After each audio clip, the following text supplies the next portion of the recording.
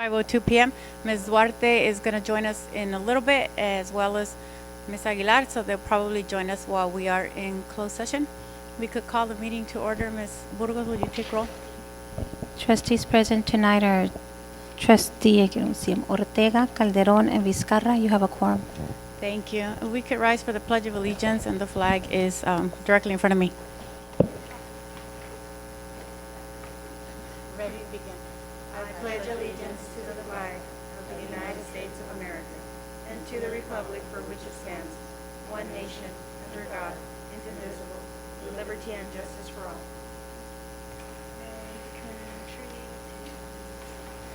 I always want to sing that song. We could do that. No, you don't want to hear me sing. We're on to item C of our agenda, the approval of tonight's agenda. We have a motion to approve. I move to approve. It's a motion by Mr. Calderon. Is there a second? Second. Second by Mr. Ortega. All those in favor, and in order for it to pass, because we are only three, we would need the vote to be unanimous. All those in favor signify by saying aye. Aye. Aye. Aye, and the motion carries unanimously. Those voting in favor are Trustee Ortega, Calderon, and myself. We'll take public comments at this time, only closed session items. I don't have it in front of me, so I'm assuming there are no public comments on our closed session. Okay.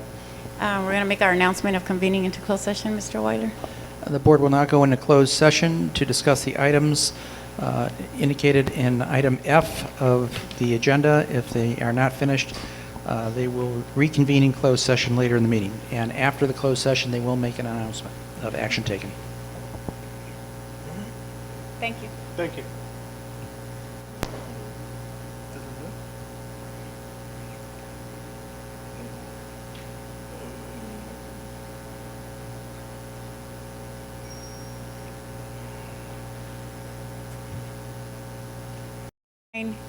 p.m. We are reconvening from our closed session portion of our meeting.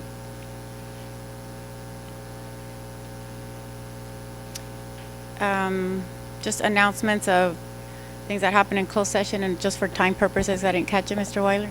There are no announcements to make at this time.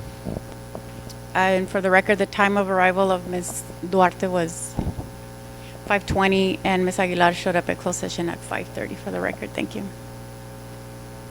We're on item I of our agenda. If you have it in front of you, our presentations. Ms. Ambris. Yes, good evening. Tonight we will have our student representatives give their presentations from their schools. So we'll start with Aurora High School, Amanda Algraves.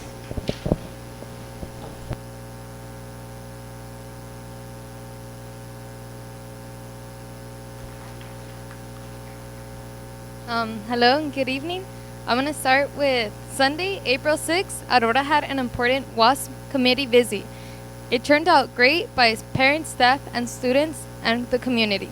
We had a reception where certificates from the office of Senator Ben Hueso and Assembly Manuel Perez presented us with model school recognition.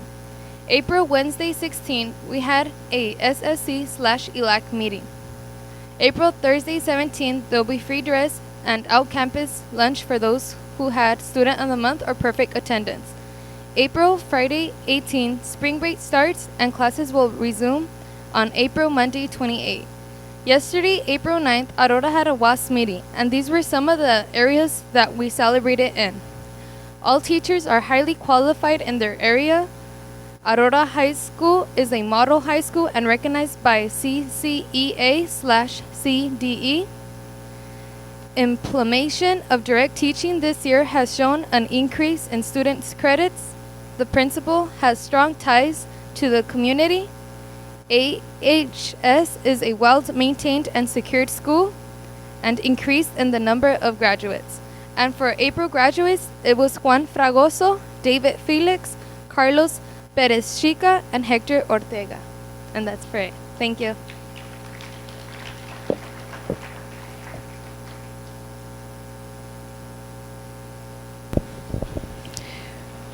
For Calexico High School, main campus, Frida Castro.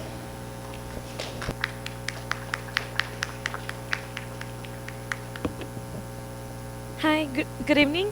Okay, I'm going to talk about our April report from Calexico High School. Our Bulldog Idol final will take place on April 17. It will be during 4th and 5th period. Our seniors and juniors are getting ready to attend a night at the Golden Ages, a Great Gatsby inspired theme. Prom this year will be held at Battle Worth on May 3rd. Tickets are now on sale. Our drumline and cheerleaders will attend our elementaries and junior high schools on April 17. We will motivate the students to do great on their CSTs. And also, we'll be having our spring break from April 18 through the 25th. We wish you a happy Easter and hope you spend it with your loved ones. Also, our next and last blood drive will be on May 1st. And our AP exams will be from May 5th through the 16th. Okay, thank you.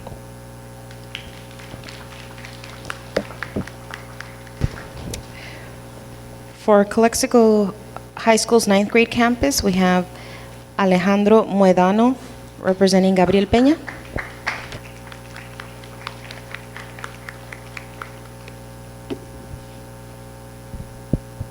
Good evening, board members and parents. At CHS 9th grade, some activities we are recently doing is recognizing the Student of the Month students by giving them a bag full of candy for their success. For the very first time, we are sponsoring the Baby Ball Dance, which is a dance for freshmen and sophomores similar to the junior and senior prom. The students are excited to participate in their first formal event. Dance theme is to be determined. We are also having soccer tournaments which happen during lunch. The winning team will be awarded with a pizza party sponsored by ASB. Also, ASB will continue to support lunch activities. Next week, we are recognizing the freshman baseball and softball teams during one of our lunch pep rallies. Thank you. Thank you.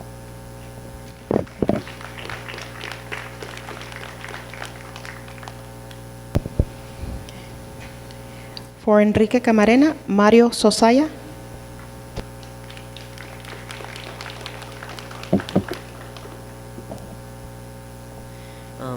Good evening, board members, superintendent, and community members. My name is Mario Sosaya, and I am the Enrique Camarena ASB Vice President. I will be presenting the school report tonight. Our school report is the following. Our MESA team competed at the California Regionals competition on March 29th at Chapman University. Mariela Padilla, Samantha Avina, Natalia Vasquez, Gabriel Aguilar, Isidro Gomez, and Eric Herrero did an excellent job in representing our school. They were selected to attend the regional competition after placing at the Imperial County MESA competition, which was held on Imperial Valley College on March 15th. We thank Mrs. Diaz for advising our MESA team and preparing them for competition. Our students continue to take the Common Core Smarter Balance Assessment test. All 7th and 8th grade students are testing in both math and language arts. Students and staff are getting a first-hand look at the Common Core assessments and accessing through the use of technology. Our Enrique Camarena Junior High School Relay for Life team participated in the 2014 Relay for Life of Calexico held on Saturday, April 5th. It was a great community outreach activity. The Enrique Camarena Junior High School Relay for Life teams donated $1,000 to the Relay for Life of Calexico. We thank our team captains, Mrs. De La Fuente, Mrs. Diaz, Mrs. Sanchez Romero, for doing an excellent job in coordinating this event for our school. Our campus life was held on Thursday, April 10th during both the 7th grade lunch and the 8th grade lunch. It was very well attended by students. We would like to thank Mrs. Cervantes, our 8th grade sponsor, and Mrs. Keller, our 7th grade sponsor. Our Enrique Camarena Junior High School talent show will be held on Tuesday, April 15th from 6 to 8 p.m. at the Cesar Chavez Multi-Purpose Room. Tickets are on sale for only $1. And if you want to purchase one before they sell out. We have a variety of different performances scheduled as well as 2 mystery performances from staff. We thank Mrs. Sanchez Romero, our drama advisor, and the drama club for all their hard work. Our field day, club day, and softball competition will be held the same day on Thursday, April 17th, the day before going out on spring break. Students and staff will be showing off their spirit by competing in a variety of class competitions. The event is coordinated by our ASB students and our ASB advisor, Ms. Rendon. We thank them for all their hard work in making this event a success. Lastly, the Calexico High School Drill Team, Drumline Pep Band, and the Calexico High School Cheer Squad will be performing at Enrique Camarena on Thursday, April 17th to display their talent. Our students and staff are very excited about the upcoming performances. We want to wish everyone a restful spring break. Thank you for your time.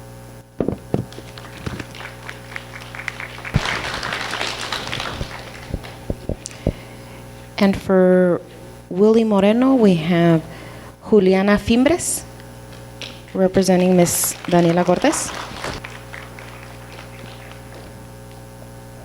Good evening, ladies and gentlemen of the board. My name is Juliana Fimbres, and I am the school site representative for Willie Moreno Junior High School. Tonight, I will be presenting the Students of the Month and ASB school activities. April 1st, we had our second parent picnic on campus. It was another successful event. More than 160 parents showed up on campus and had lunch with their children. Many brought blankets and chairs and set up a little picnic. It was very nice to see. We also had music and games during our lunchtime activity. Mr. Flores ran the musical chairs game. At first, students participated and then parents were able to participate as well. Everyone had a lot of fun. These past couple of weeks, we have been completing SBAC testing. Students are working hard and doing great on these tests. Friday Fun Days. For the past couple of Fridays, we continue to play games at lunch for all students to participate. Spring Break Neon Dance Party. Our fourth dance of the year will be coming up on April 16th.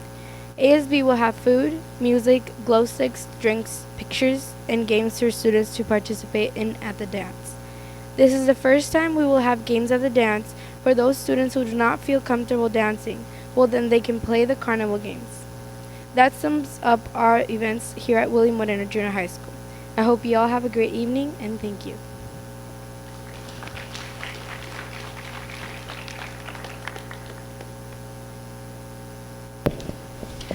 Okay, so now we're going to start with the student recognition part of the evening. So for Willie Moreno Junior High School, we have Yahaira Benitez.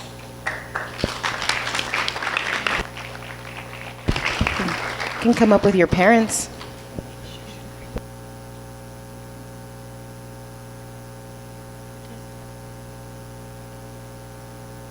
Yahaira is a 7th grade student at Willie Moreno Junior High.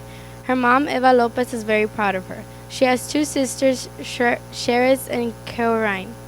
She currently has a 3.83 GPA. Yahaira enjoys all her classes, but her favorite subject is language arts. Yahaira enjoys listening to pop, R&B, hip-hop, and bachata. Her favorite food is spaghetti, and her favorite color is purple. Her dream car is a Ferrari. Yahaira would like to travel and see Stanford, London, Atlanta, Paris, New York, and Ireland. Yahaira would like to attend Harvard. After college, Yahaira aspires to become a doctor. Her role model is Justin Bieber. Her goals for this year are to work hard and raise her GPA to a 4.0.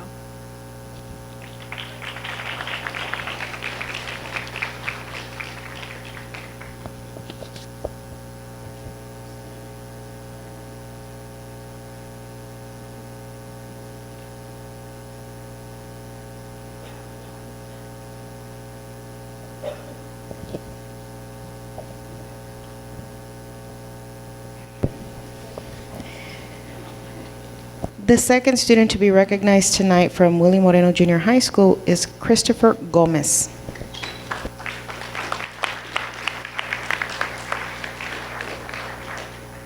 Christopher is a 7th grade student at Willie Moreno Junior High. His parents, Jamie and Cynthia, are very proud of him. He currently has a 4.0 GPA. Christopher enjoys all his classes, but his favorite subject is math. Christopher enjoys listening to rap music. His favorite food is pizza and his favorite color is blue. His dream car is a Bugatti. Christopher would like to travel to London and Paris. Christopher would like to attend Stanford University and plans to study medicine. Christopher's role model is his parents. His goal for this year are to keep studying and maintain his 4.0 GPA. His future goals including become a doctor and meeting the president.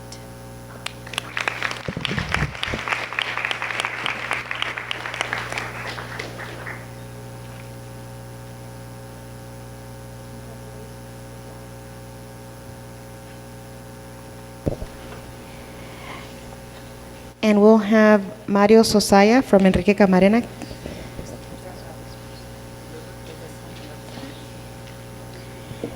And the first student to be recognized this evening from Enrique Camarena is Alexia Valdez.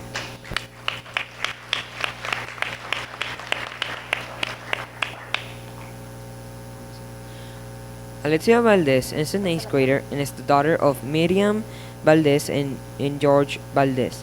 Her hobbies include playing the saxophone and reading books.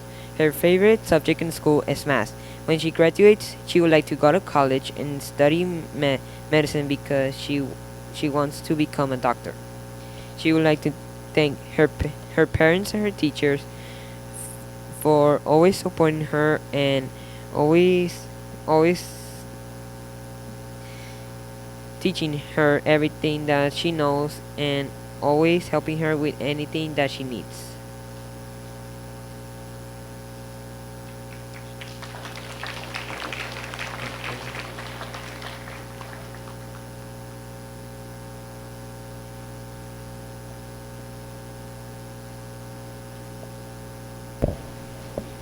And the second student from Enrique Camarena to be recognized this evening is Jose Vidal.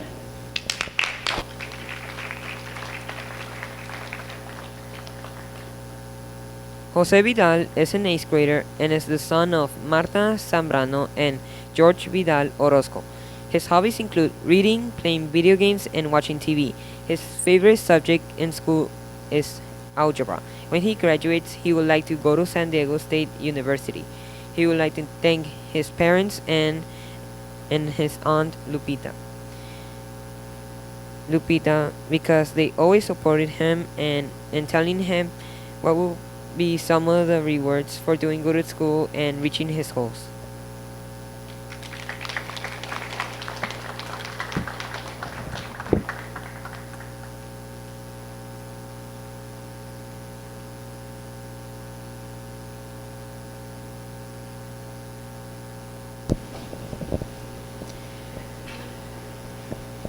So we'll have Alejandro Muedano from the 9th grade campus to come up.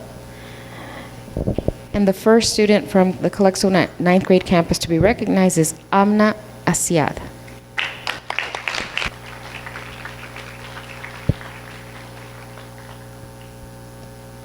Amna Asiad is a 9th grader at Calexico High School 9th grade campus. Her parents are Mohammed and Sumia Asiad. Her favorite subject is honors literature because it is where she can explore and learn to become a better reader. Also, her teacher, Mrs. Flores, is a very motivational, as when she reads, she uses a tone of voice to interest us readers.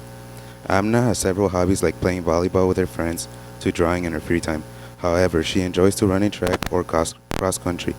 She has enjoyed running since she was small, and she loves to run with her friends at practice and also while competing. Amna plans to apply for a scholarship for UCLA, Stanford, or Harvard, as she chooses these schools because they are in her interest. These schools are known for such bright minds, and she would be honored to be one of their top students. She also plans on obtaining a doctorate, a teaching degree, or obtain her master's in law. She would be honored for a doctorate because she enjoys helping people when sick, as she cannot see someone in pain without helping. Also, she loves to help other kids in her class as she has thought about teaching since she was small. First of all, she would like to thank her wonderful parents for always encouraging her to try her best without being strict on her. If it wasn't because of them, Amna would not be the student she is today. Also, she thanks all her amazing teachers for always taking their time to help her when she needed their help.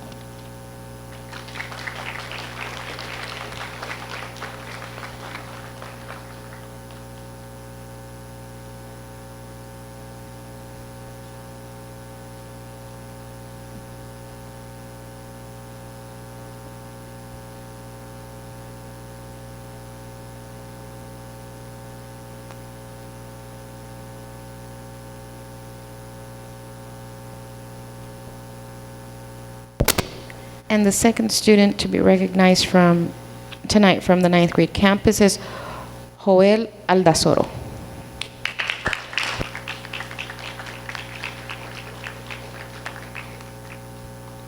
Joel Aldazoro is a ninth grader, and his parents are Silvia and Jose Manuel Aldazoro.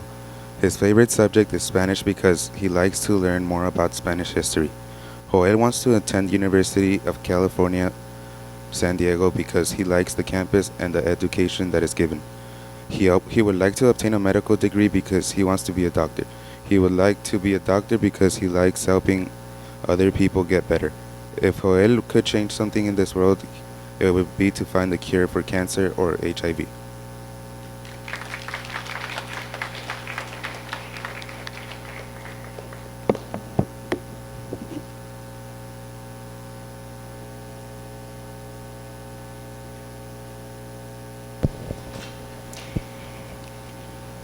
And now Ms. Frida Castro from Calexico High School's main campus will read the biography of the first student recognized from that evening tonight, Kimberly Reyes. Kimberly Reyes, 12th grade, current GPA 4.8, clubs APYL, NHS, CSF, sports, varsity soccer. Her plans for the future are to go to UCSD and become an environmental engineer.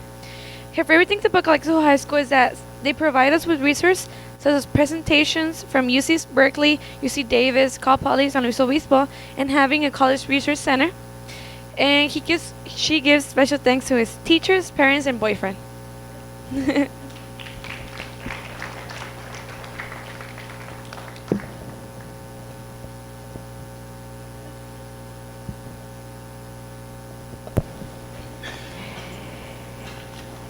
And the second student to be recognized this evening from Calexico High School's main campus is Brandon Gutierrez.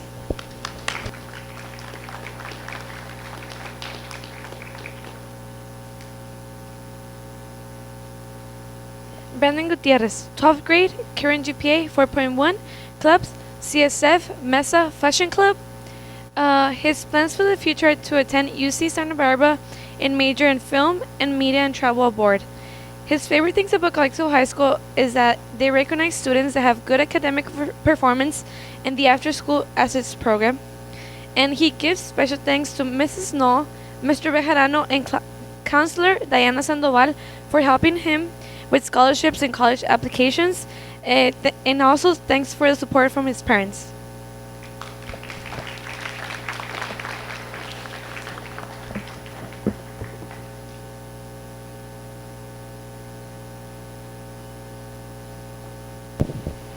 And now Miss Amanda will come up from Aurora High School and read the biography of Areli Diaz Valdez. I ask her these questions. The first question.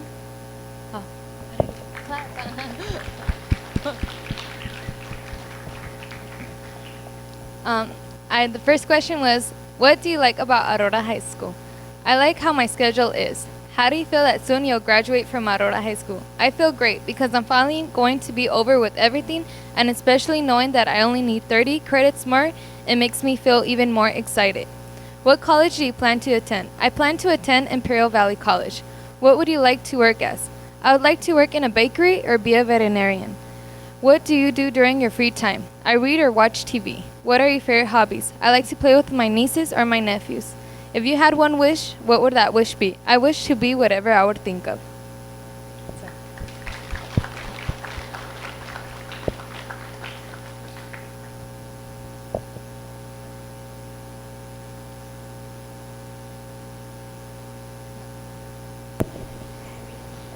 And the next student to be recognized this evening is Alfonso Gonzalez, but he's not here tonight. No, he didn't attend Okay. today. I asked Alfonso the same. It was, what do you like about Aurora High School? I like the teachers. They're cool and understanding. How do you feel that soon you'll graduate from Aurora High School? I feel good because I'm still graduating with a diploma. What college do you plan to attend? I plan to attend UCLA.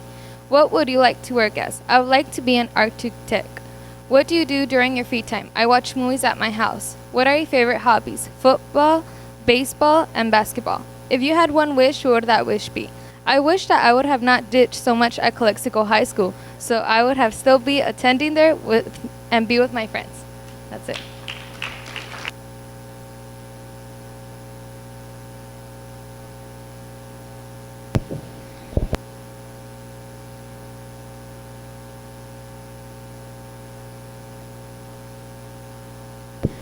Okay, so we're going to take a brief 10-minute break so that we can have cake in honor of all of our students that were recognized tonight.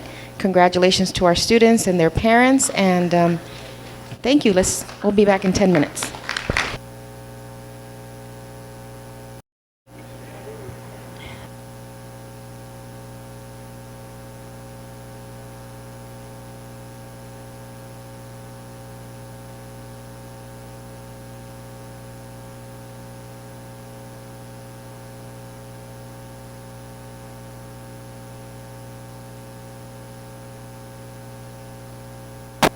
Not connected to a lot of things.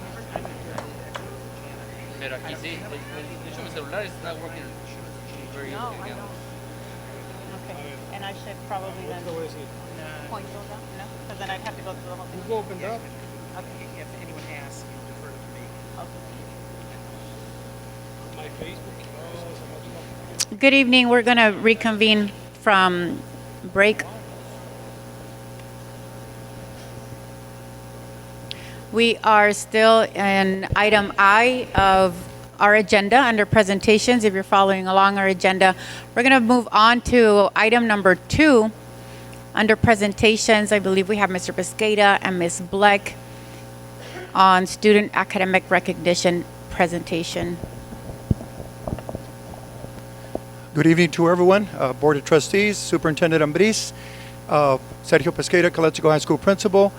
I'm here on behalf of the Calexico High School's Counseling Department in reference to a proposal with our current graduation academic ranking.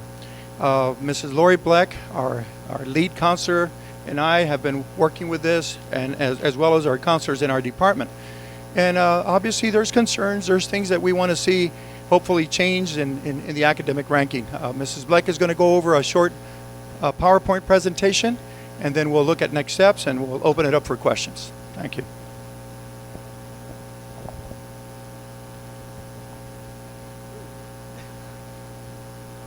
Good evening. Good evening. Can you hear me okay?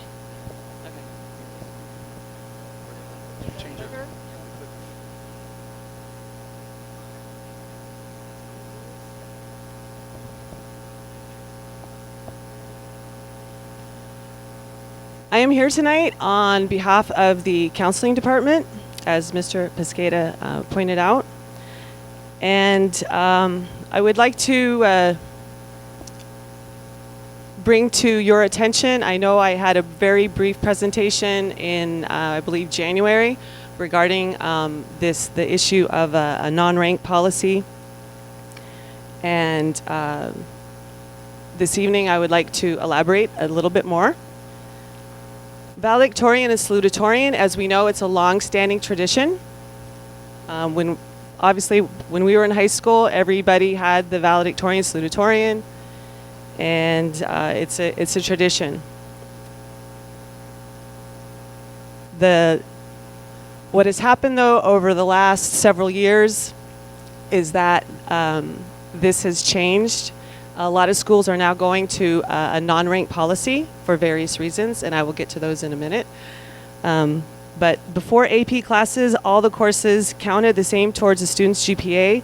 There was a clear, perfect score, the 4.0. There were many ways to achieve success in whatever path they wished to follow. Okay. Then when AP classes started, in Calexico, they started probably at the end, probably around 2000, probably 13, 14 years ago, we started having AP classes. And AP classes have changed the academic landscape by offering 5 points instead of 4. And this can lead to, the thing with the AP classes is that a lot of students will take classes just to improve their GPA. And so, of course, this can lead to undue pressure on students when they feel compelled to take as many AP classes as possible and not take classes that they may be interested in.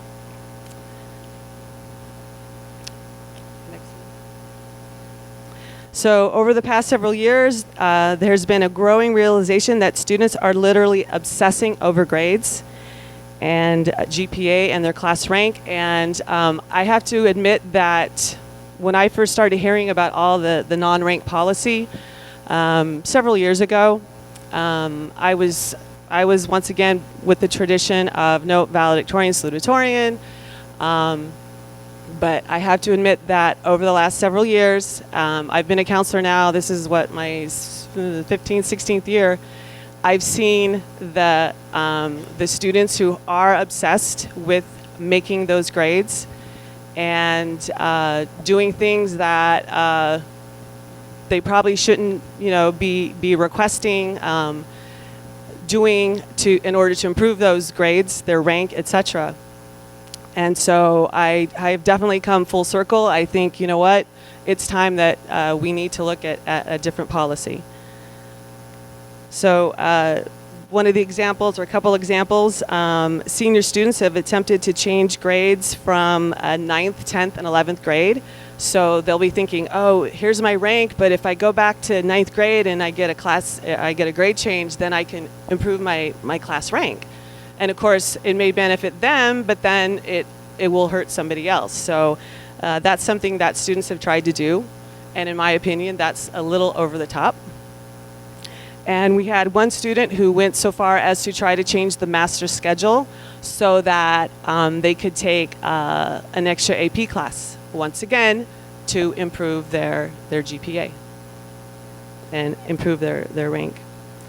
And once again, the more AP classes that a student takes, of course, the higher their GPA. Once again, back in the day, a 4.0 was perfect. But now it's a 4.0 or 4.3, 4.4, whatever it is, because of these AP classes. And one AP class may mean the difference between being, let's say, the valedictorian or salutatorian, number 1 or 2 in the class, one AP class. So once again, being the valedictorian does not necessarily mean that they are the best student. It means that they may have taken more AP classes. The current board policy is to honor superior academic achievement, graduation ceremonies shall include recognition of valedictorian and salutatorian. Valedictorian and salutatorian shall be selected based on established criteria and procedures that use multiple measures of academic performance. For the purposes of ranking and/or academic awards, all grades will be averaged every year. So traditionally, once again, the valedictorian, salutatorian class rank, it starts in 9th grade, all the way till, depending on the school, it could be 7 semesters or right till the very end, 8 semesters. Now, what we are proposing, what we are encouraging you to consider is the Latin model. Now, we have probably all heard about the Latin model at colleges and universities, but once again, this is a nationwide trend. Back in, like I said, several years ago, you didn't hear about this. 20 years ago, when I first started teaching back in 1988, never heard about this. But this is a growing national trend to move towards the Latin model. And you probably already know that Central Union High School District did adopt this policy starting with the class of 2012, and Brawley Union High School District is also looking into it. So the Latin model recognizes top students without individual rank. Students who achieve the highest scores would be grouped together. So there's not that competition of like me against you, because I'm in it to win it, and unfortunately, it's this win at all cost attitude that we would like to avoid. This model is commonly used at universities. However, as part of a nationwide trend, it has been adopted by a growing number of high schools. So, an example of the Latin model, and once again, this is something that districts they decide which model they want to use. But this is probably the traditional one that universities use. We have the cum laude with honor. We have 3.5 to 3.899. Magna cum laude, and that is with great honor. 3.9 to 4.299. And summa cum laude, which is highest honor, and that's 4.3 and above. So, looking at the statistics from the current class of 2014 from Calexico High School, instead of honoring 2 students, valedictorian, salutatorian, we would, if we were doing this right now, we would be honoring 115. So 115 students would be recognized at the graduation ceremony as opposed to just 2.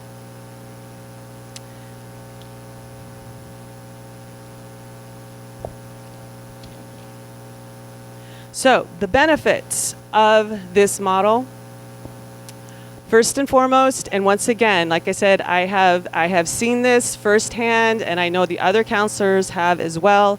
And in speaking to counselors from Central, Union District, as well as Brawley, they have been seeing this trend also of this the win at all costs attitude, like, you know, whatever it takes to get that #1 spot, I'm going to do. I'm going to stay up all night studying, working on reports, whatever it is, I'm going to do it, because, you know, this is what I want to do. This is what I have to do, what I feel compelled to do.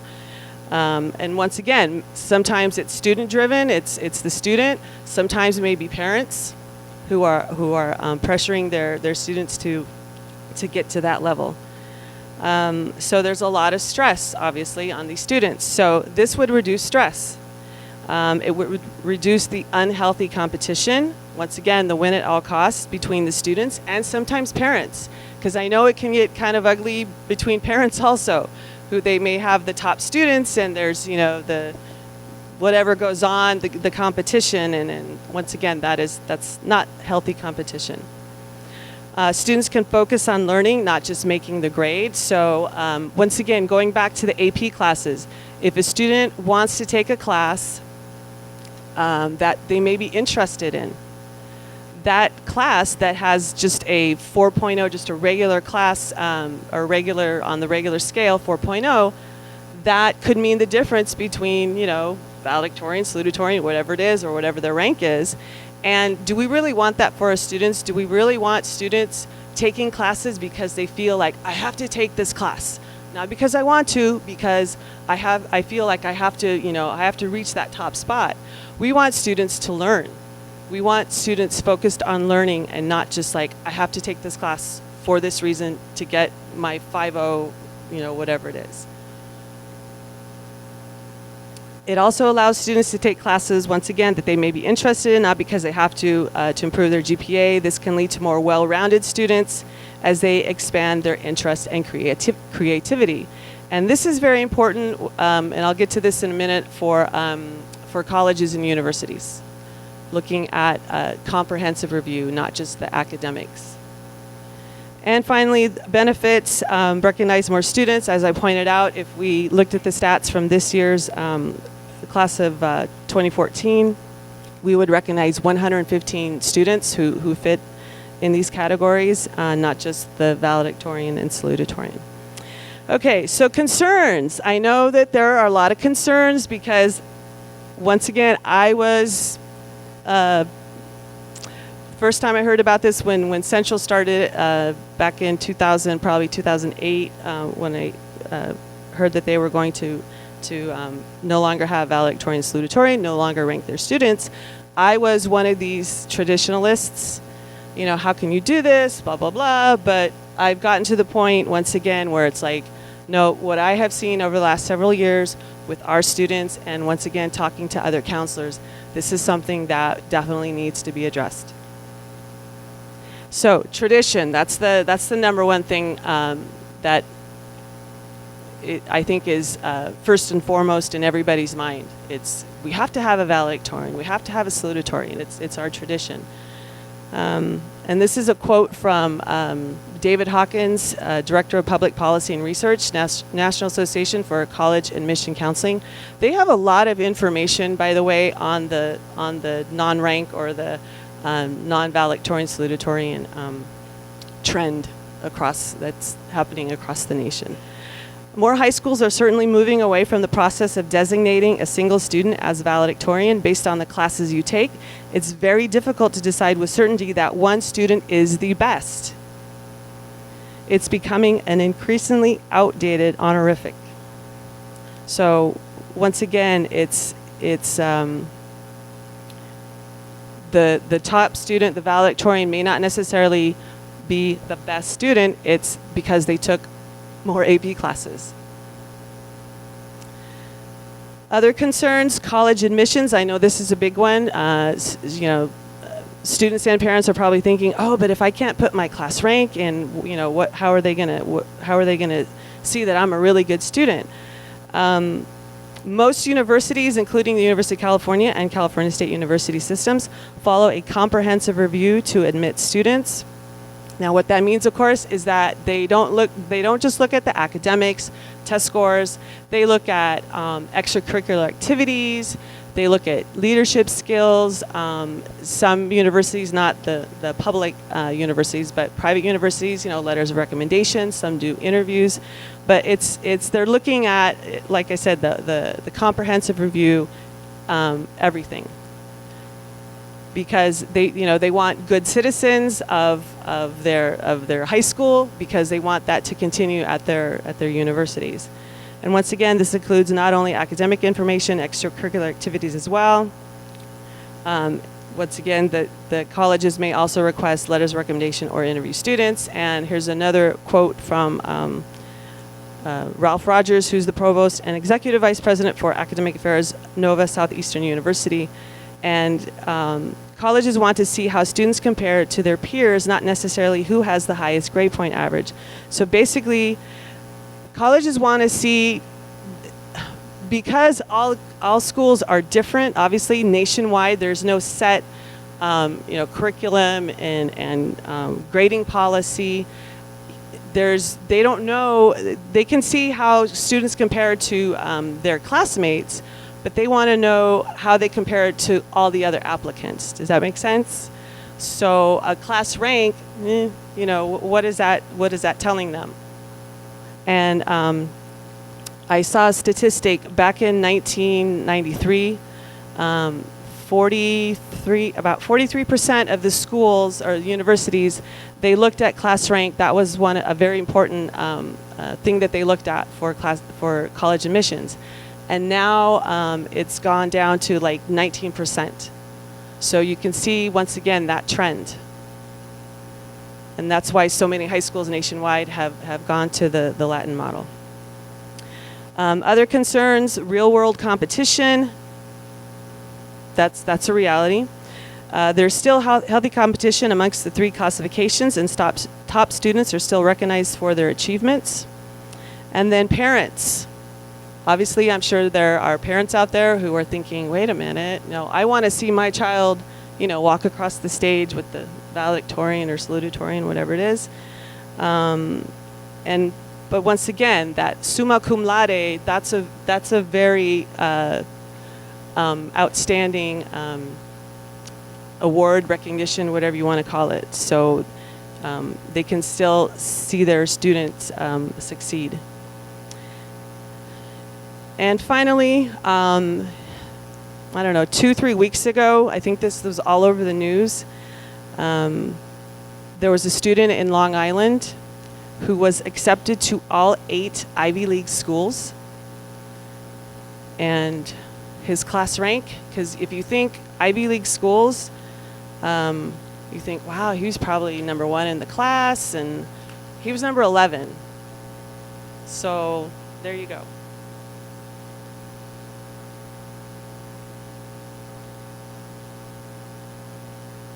Okay, do you want me to?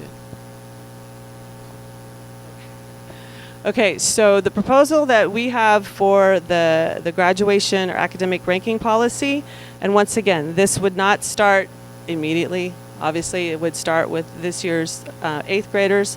So that would be the class of 2018, current 8th grade class. We're looking at the traditional what would you call it? GPA. Most universities do this. They start with a 3.5, for the cum laude, and then the magna cum laude, 3.9 to 4.2, and then the summa cum laude, 4.3 and higher. Students will earn these honors based on their 9 through 12 weighted grade point average through 8 semesters. And so once again, that would go right to the very end of their senior year. The recognition would include, and this is something that, you know, could change, obviously, but just for recognition purposes, the summa cum laude, they could have like a gold stole that says summa cum laude on it.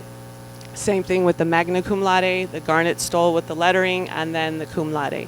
So students would be wearing these during the graduation ceremony. In the graduation program, they could have the asterisk by their name, you know, identifying them as the graduating with honors, etc. And then for traditionally, of course, valedictorian and salutatorian give the commencement, the speeches, and so what we were thinking is that the students who earn that summa cum laude could audition to give a speech at the commencement ceremonies, and then 2 speakers would be selected by a committee consisting of senior class officers, senior class advisors, and administrators.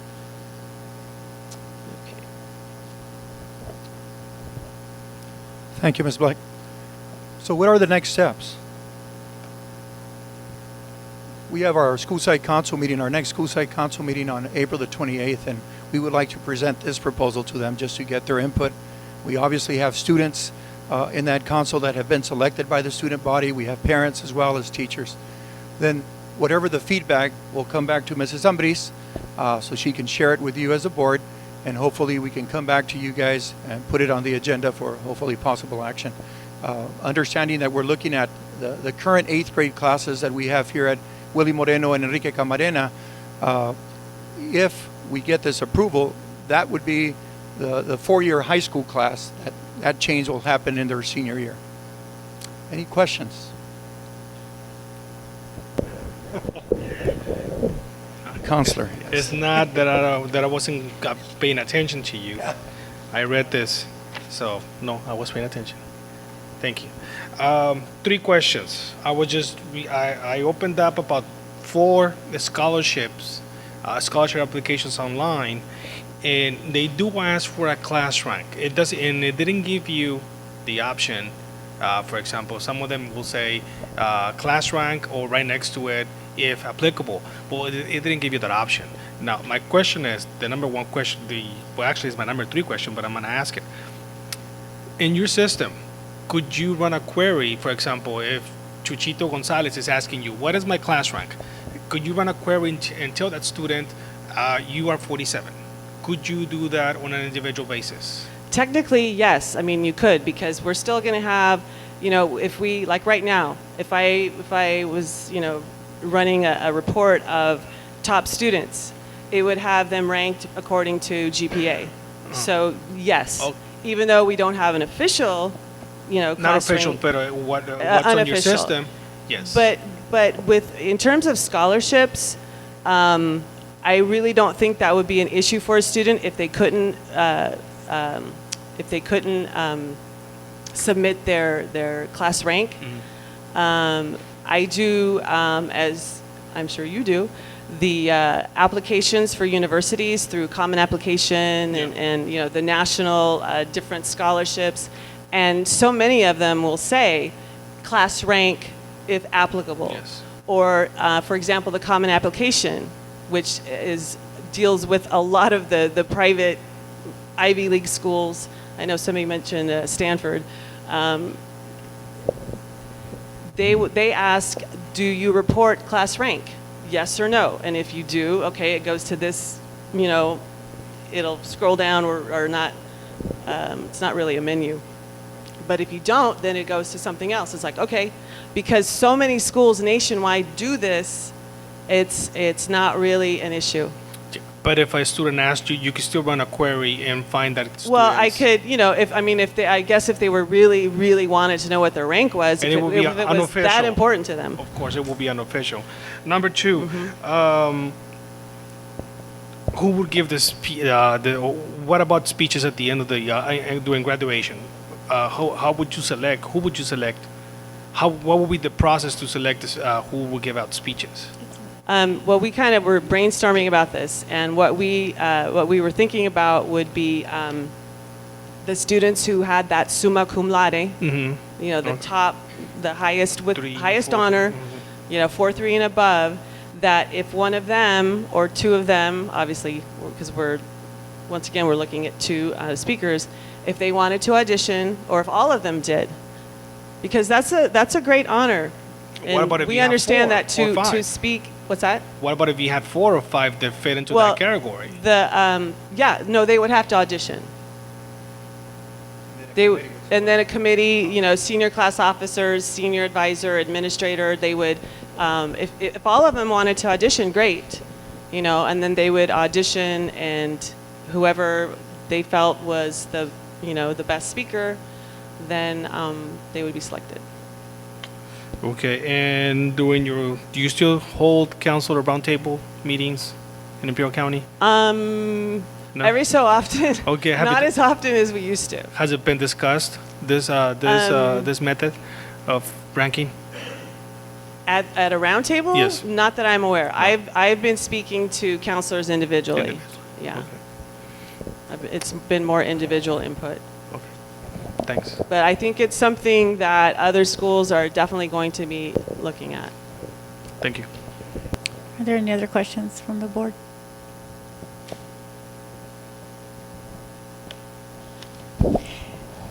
I like the idea of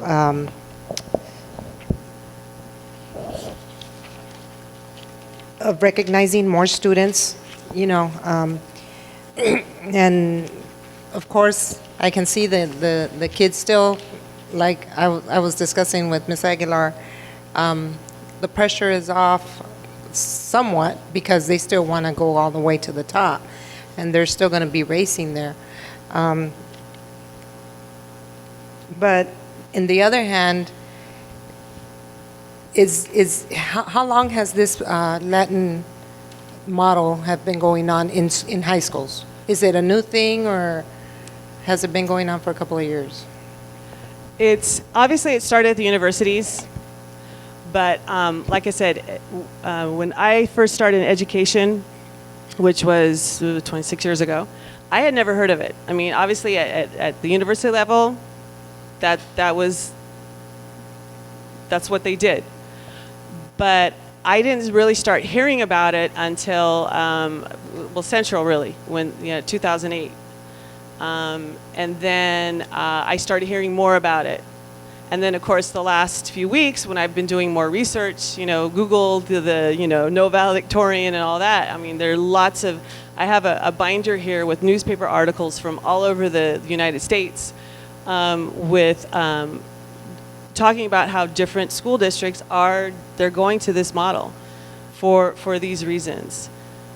And I can't, I mean, I could look into it and get back to you on that, but I don't know the exact, when the turning point was, so to speak, or when this trend like really kind of gained momentum.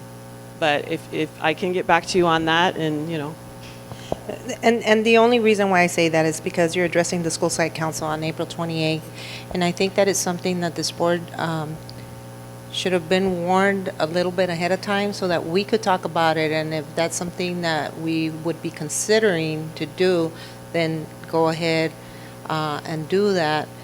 Or is it just going to be like a survey of school site information? This is just informational. Okay, Yes. because then you want to start implementing with the eighth graders of next year, so. No, it's just, once again, this is informational, and at the school site council as well, it's informational.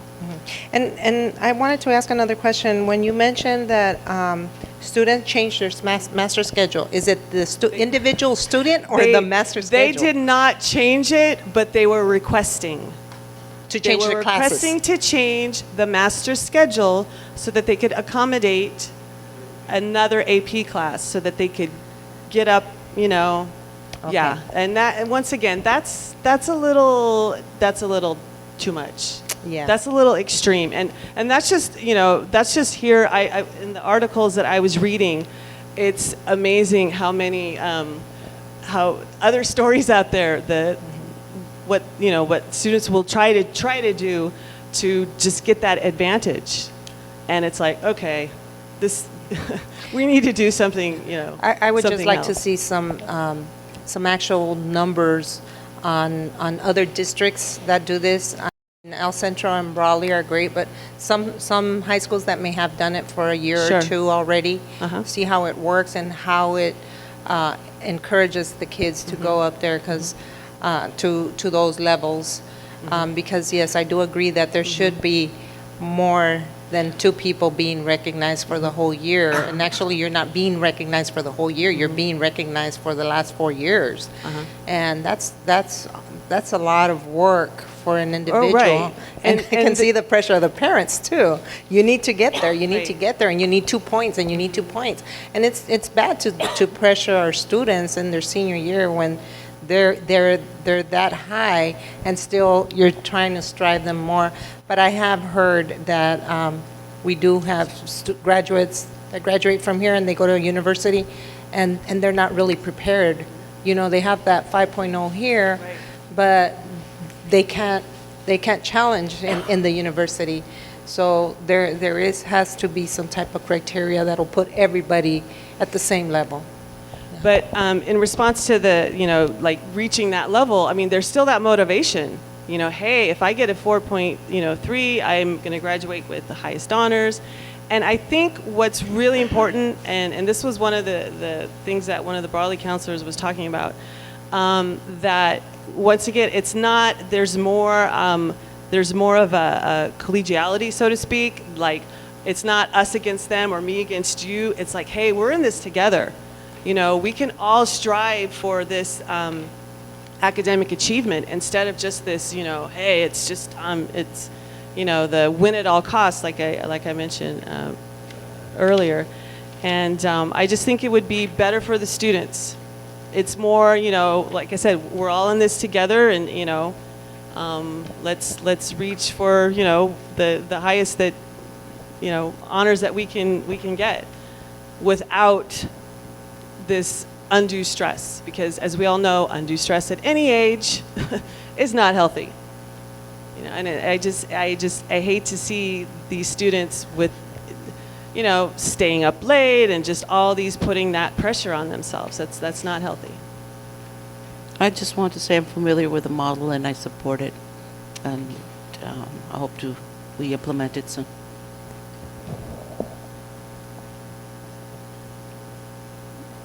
Thank you. And, I'm familiar with it as well, and have actually followed it for a while, and I'm aware of other districts that do it. I think it's fabulous. More than, in addition to really being able to celebrate more students than the 2 that are very worthy every year, but to really, really demonstrate to our audience, to our community, how many of our students make the efforts to do this. I think we see it at different levels once the kids get to junior high, when they celebrate their GPA, and you see so many kids out there receiving these honors. But I think it also puts in them the mindset at how universities kind of rank the success of someone that obtains a degree, and then they certainly do follow this model when you graduate from a university, and I think it instills that in our students from 8th grade on. So I think it's fabulous, and I really, really support it. I applaud you for bringing this forth and for trying to implement that here in this district. I think we're very much worthy of something like this, and I think our students are definitely worthy of receiving these recognitions. And on an aesthetic level, it looks fabulous when they're wearing those cords, and I think the more kids we can have out there doing that, I think it's great. So thank you. Just one more comment. I think we have minimal students that end up being valedictorians or salutatorians that you see out there participating in other activities like athletics. That takes a lot of time, the practices, and they still have to maintain those high GPAs. So some of these kids start giving up a lot of the social young life on campus because it's just 100% focus on their academics. when Brawley's article came out in the paper, they quoted one of the young ladies that was way up there. She says, I wanted to get into a pathway, a fine arts pathway, because that's my passion. She says, the reason I couldn't do that because it wasn't an AP class, and I was not going to be able to compete with my peers that are up there trying to get valedictorian. And so there's pieces of these students that would want to do some other things, but if it's not an AP class and it's not going to rank that 5.0, they're not even going to dare, some of these kids. So I appreciate your attention. Thank you. Thank you. Thank you both.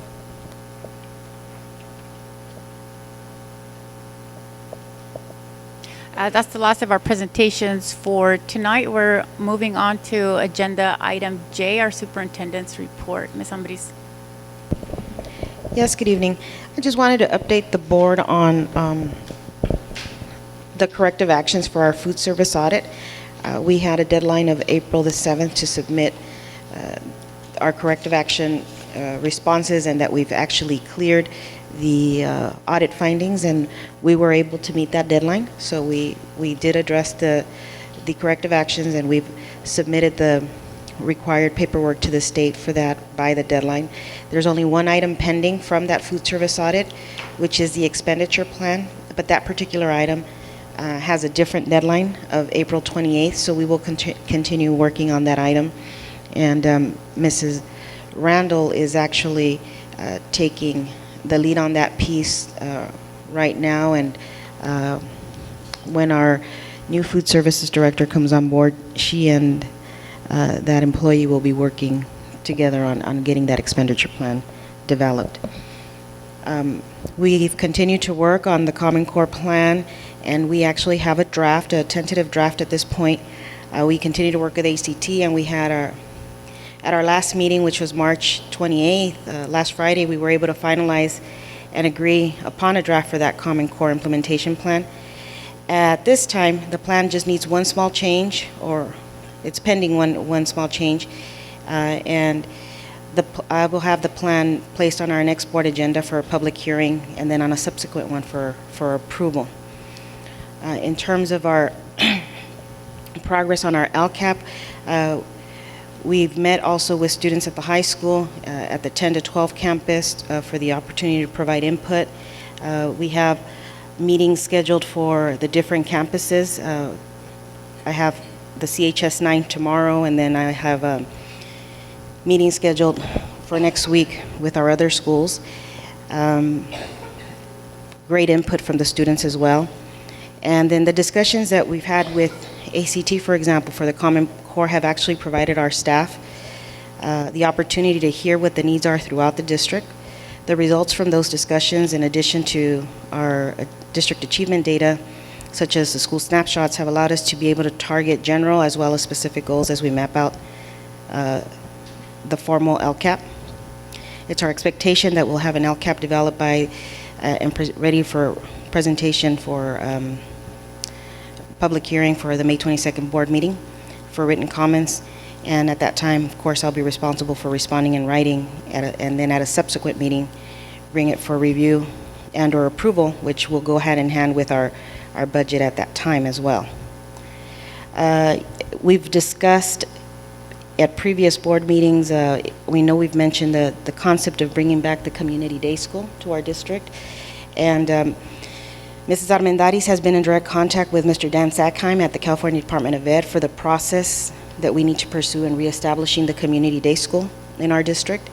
And she and Ms. Randall have also been working on establishing the basic needs in terms of staffing and funding, should we go in the direction of reestablishing the community day school, and what timeline we would be able to get that implemented, should that be the direction. And also in continuing the follow-up with our SRO situation, I've continued to research the SRO issue. I have a meeting tomorrow with someone from law enforcement tomorrow morning, and once I have that meeting, we'll be able to provide you with a couple of alternative options for the board to consider in reviewing what type of SRO services that we can have at our schools. And so a lot of it could be actually part of an internal system, should we go that route. Just as a wrap-up, Aurora High School did have their WASC accreditation this week.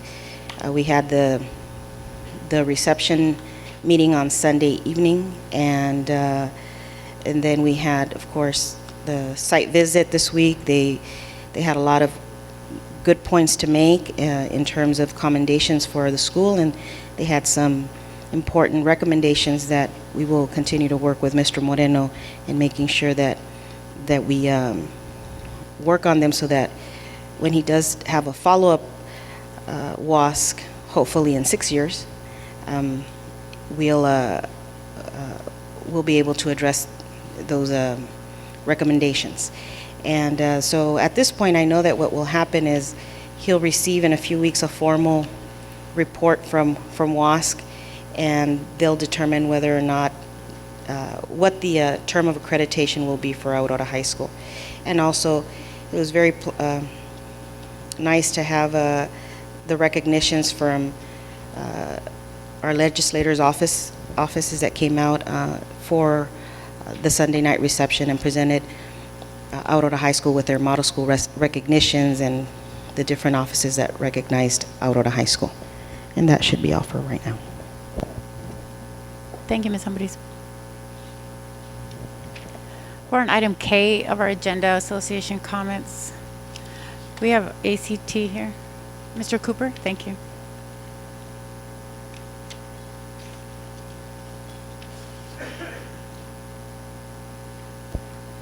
I got a few items, so I'll try to move swiftly.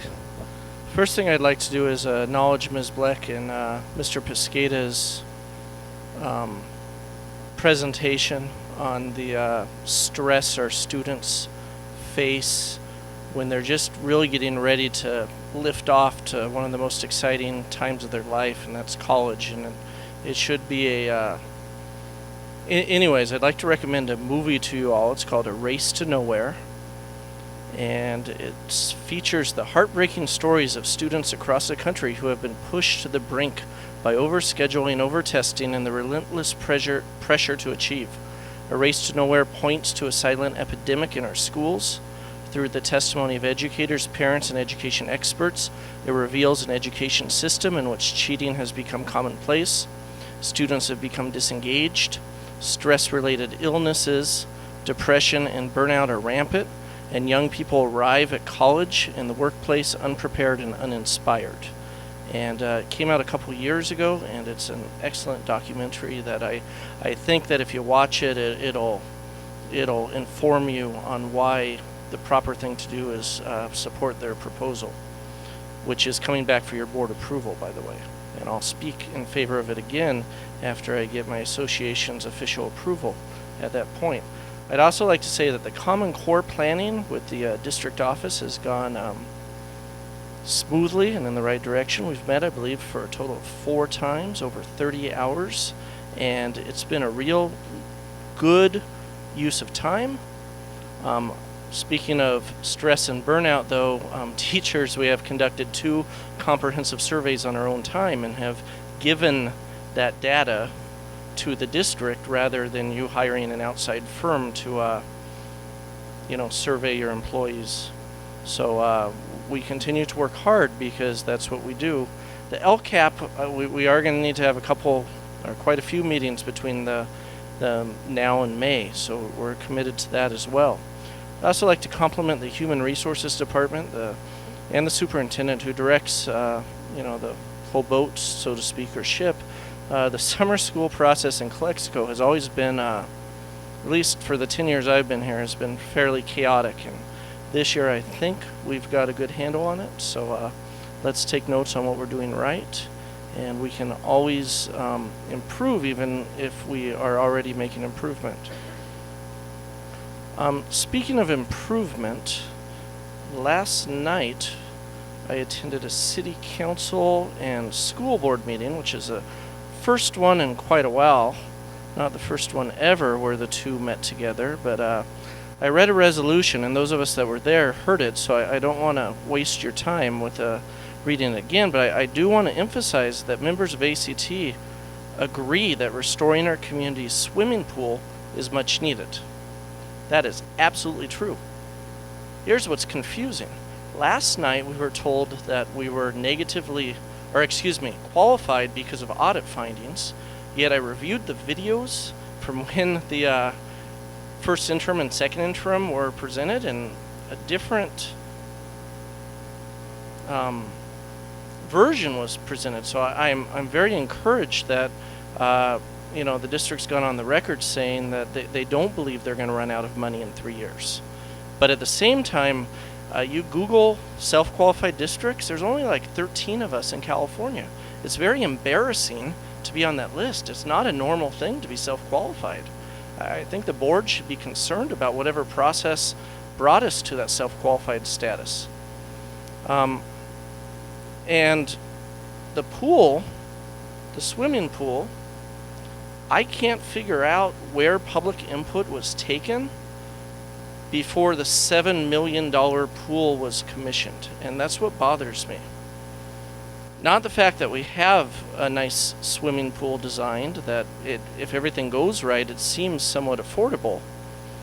But I want us to kind of acknowledge that the present system didn't work. And my evidence is, remember that $150,000 architecture bill that was presented to us without a public vote? And that's my evidence that whatever process was going on needs revision. And thanks to the First Amendment project from the Society of Professional Journalists, I was looking up the Brown Act, and there's two types of committees the board can convene. There's ad hoc committees and standing committees. And according to this, it says, can a school board committee meeting have less than a quorum and still be required to meet openly? And the answer is yes. If it is a standing committee and has either a set meeting schedule or a continuing subject matter jurisdiction, it has to be noticed and open to the public. And I think this was an oversight on the district's part. And it could have saved a lot of this confusion, and I could have just read a resolution last night supporting the pool rather than the fact that all I have is a PowerPoint, and there's lots of things referenced that I don't know where to find the backup documents. And if I was able to follow these committee meetings, it would have saved us a lot of heartache. Because, again, the district told us that they're unsure if they're going to be able to pay their bills in 3 years, and then they're planning a big swimming pool project. It didn't compute. And now I'm still researching it and trying to figure out if we have enough money for the swimming pool that became a $7 million project. So there are 3 committees that I'm aware of that I believe are standing committees. Why? Because board members are meeting on a regular basis, less than a quorum, but they're about a continuing subject matter jurisdiction. We have the Facilities Committee, which members of ACT that I appointed sit on that committee, but I believe it needs to be noticed. The Pool Committee, if that's still going to meet, I believe that needs to be noticed. There's also Insurance Committee meetings that we've got board members that attend.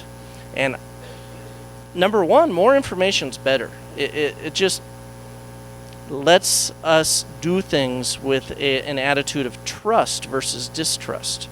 And number two, I really think it's the law. I really think these aren't ad hoc committees.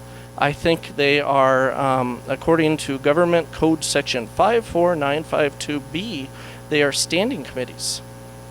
And I would have sat in the audience. I'm not saying I need to be on these committees, but if you're talking about the same subject matter jurisdiction, then the public has the right to be at those meetings. Of course, you can convene to closed session for 1, 2, 3, 4, 5, 6, 7, 8 reasons. So hopefully I hear from the board in the next month or so a commitment to have committee meetings in public. And if not, I'm going to become litigious about this and get to the bottom of if the district's following the law or not. Because I want to find out what's going on with the district's budget. That way I can stand here and support a pool if we can afford it. But again, remember why I had to be so cautious. This school board approved yourselves as self-qualified. An inability to pay 3 years from now is what's cited. And you go on the webpage, there's about 7 negative districts and about 13 self-qualified. That's not a common thing for us to be. And then my members came to me and said, what is ACT doing about this? And I said, well, I really don't know what's going on. Okay, so I'd like to acknowledge that I complimented the district, but just like every time that a fellow educator comes to my classroom, there's always something that I can do a little bit better. Even though I do believe the district, especially in posting the agenda and the backup documents for these regular board meetings, is one of the most transparent districts in Imperial County. But that doesn't mean we can't get better. So I'm expecting to see, number one, either an explanation of why these aren't standing committees, or number two, I'm expecting to see these meetings noticed. Thank you so much for your attention. Thank you, Mr. Cooper. We have CSEA here. I didn't see them.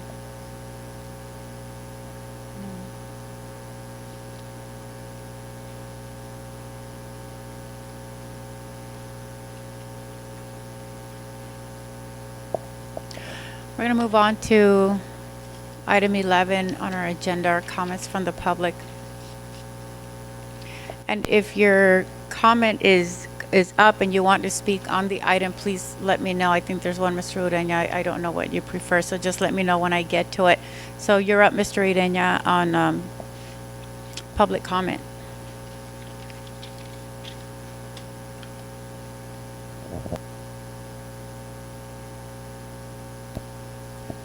All right, Madam President, I'd like to speak on item L first, and then I'll wait for item N20 when it comes. All right, so first of all, I'd like to say good evening, school board. As Ms. Ambris said in her superintendent's report, she came over to Calexico High School taking out of her very busy schedule, and she had a meeting with a whole bunch of students.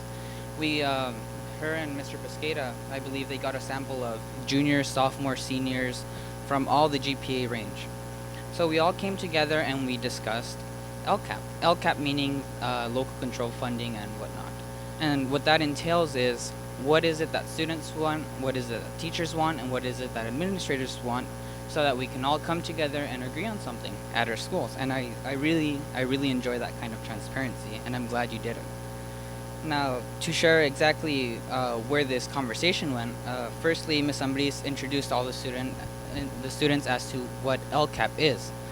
And so she gave that short presentation, and then we got on to the meat of the matter, which is a survey. A survey that asked the students what it is that the school district and Calexico Unified and Calexico High School need to do to better serve our students in school climate, Common Core standards, and just the overall general school. And so some of the topics that we went over was, number one, facilities. Obviously, our facilities are in deep disrepair. Usually whenever we come in during summer times, the air conditioning never seems to function, and that's a problem. We have deteriorating facilities. The bathrooms are insanely unsanitary. There's absolutely no privacy in there, seeing as the stalls are kid size and have no dividers. So that was one. But the meat of the matter was really at the AP students talking about the stress. And so we're seeing this change in the valedictorian system over to a more Latin system. And so I think that's great. That's excellent, because it allows less quantification of students, less labeling. And so I'm one of those AP students, but I tell myself that I don't act like one. And it's mostly because I'm not that kind of student that gets stressed over what classes I'm going to take, how am I going to get my GPA over a 4.0, that kind of stuff. I don't do that. I take the classes I want to take because I like them and because they're going to get me ahead into what I want to do. I'm not going to be the student that's going to stay up until 12 o'clock just to study something that I don't need.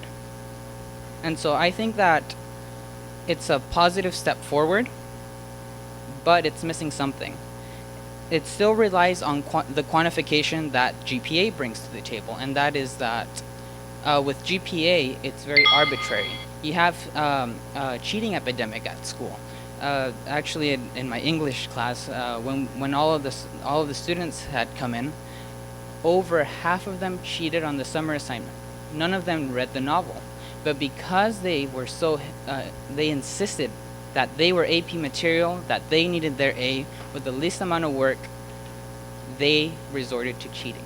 And not just in that class, but also in AP US history. And so if we get away from the quantification and focus more on the individual, I think that will change. So I'm glad that's happening. And so I see I ran out of time, so thank you very much. Thank you, Mr. Ureña.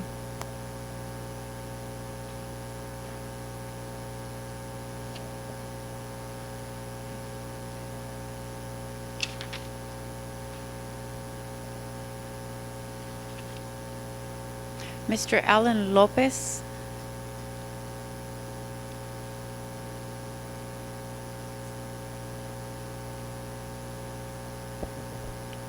Of course, got to turn it on. All right. Good evening, board members. My name is Alan Lopez. As you may remember, at the last board meeting, I brought up the topic of a sexual education program, which, again, still doesn't really exist in any substantial form on the Calexico campus, both of them. Continuing on that topic, Raul and I invite parents and school board members to form a coalition.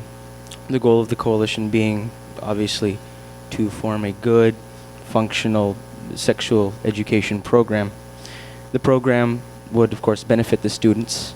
It would lower, hopefully, teen pregnancy in the school, a very pressing issue. In addition, we wish to speak with every board member on an individual basis to discuss the issue, on a more personal basis. In the following month, you'll be receiving emails from us. Hopefully, your schedules will allow these personal meetings to occur. We thank you for your cooperation, both from the parents and the school board. Still got a lot of time left, but that's all I had to say. Thank you.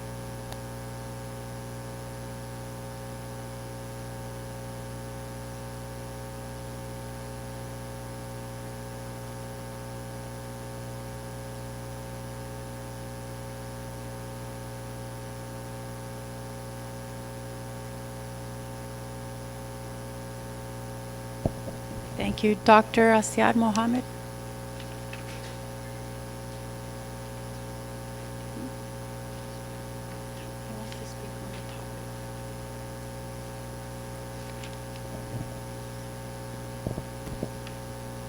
Good evening, school board members, ladies and gentlemen. I just want to remind the board that education is safety, and safety is education. I think this is not should be the priority of the board, and I don't know if we are being taken as parents seriously about this, because I haven't seen it for one time put on the agenda that safety is priority for our district, and I feel, I don't know how to put it, I'm disappointed, because to come in front of you and bring it up and not taking it in action seriously, where we know we are, just 5 minutes from the border, and we know we always gonna be at risk, and we know the highest school I took with Miss Leticia, we took a tour to the school during lunch. This is a swap meet. This is not education. Unfortunately, either we turn the school to a swap meet or we make it as an education for the kids.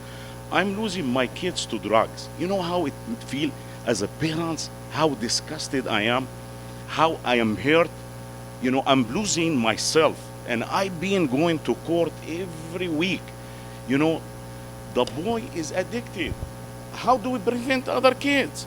I don't know how many kids is gonna take for the school board to realize This is serious business. It's a serious things for parents and for the school board to take it as a measure number one. We need to close the campus. We need to prevent these people from entering with drugs and giving the kids drugs. The kids are not learning. When you go there during lunch, you can see with your open eyes. It's not education. Kids, what they're doing, smoking marijuana on campus. Where is administration? You know, with all the resources, this is not enough. We have 2,100 students. Cafeteria, it's number priority. We have a rotten cafeteria is falling apart for 200 students. You expect the kids to sit in a cafeteria like this? I don't know what's our priority. We need to look into it seriously. You know, please take it seriously. These kids is not only my kid, it's your kids, all the community kids. We have so many of them. I sit on the mental health board, you know, for the county. And we see so many cases of kids in the juvenile at 7 years of age, 7 years of age in juvenile for stabbing. I'm sure everybody already knows the story in Pennsylvania. 22 kids were slashed. Are we, here in the border, very protected? Our schools are not protected. Calexico High School, I believe, is not protected. We need to take it, please, seriously and just put it on the agenda for one time and discuss it and see the input. We need to make safety priority for these kids because we don't have any activity for these kids. You know, they are prone to many things. You know, no matter how many staffing we have. Calexico, with my respect, administration are doing their excellent job, but it's not enough. There is no safety. There is no closed campus. You know, I don't know what it takes to really to make us cautious and open-minded about safety for these kids in order to excel and do better, and we have more top students, and we are proud of our kids because they're doing great. So I take, I'm encouraging you seriously to take it into consideration and look into it. We need to do it. It's just closing the campus will prevent, and we need to stop this swap meat business. These people are going there. They're not really helping our kids to eat. It's just creating a very wide area of range for kids to wander around, and not some of them, they eat and they go smoke and they go take drugs, or even they go wander around the whole city. Some of them even don't show up. And I'm sure if the attendance office will provide the board with the number of students after lunch, how many they come back. You know, I've been struggling for a long time with my son, but you know what? I feel so, really so upset about it because you know what? I'm sure if we go back years back about this, we brought it up, but there's no serious action. We need an action from the board to take it to consideration because I'm sure some of you have children, some of you may have grandchildren, some of them may have relatives there, and you know what? This is just continues the suffering of many families. And I thank you for listening, but listening is not enough. Action is the tool to show that we care about our kids and our community and want to protect them from drug dealers. Some of these kids, they bring it in their backpack and they sell it to the kids on campus. How do we make sure? Mr. Pasquet, I had so many meetings with him, and they say we had a previously company that monitored the kids in going into school and doing things. So we need to do an action. Thank you very much. Thank you, Dr. Maciel.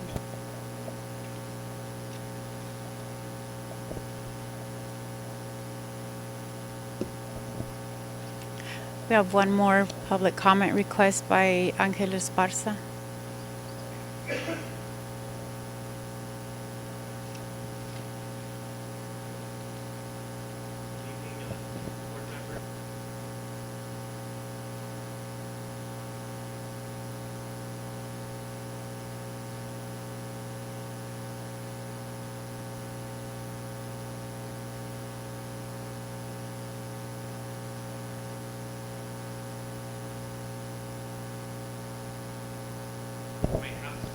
Mr. Esparza, can we just stop you and then you might have to start it over for the purpose of our recording? Can you use your microphone so that we can capture what you're saying?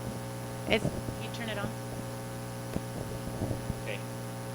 Thank you so much. Good evening. Oh, good evening, school board members. Do I have to like hold it?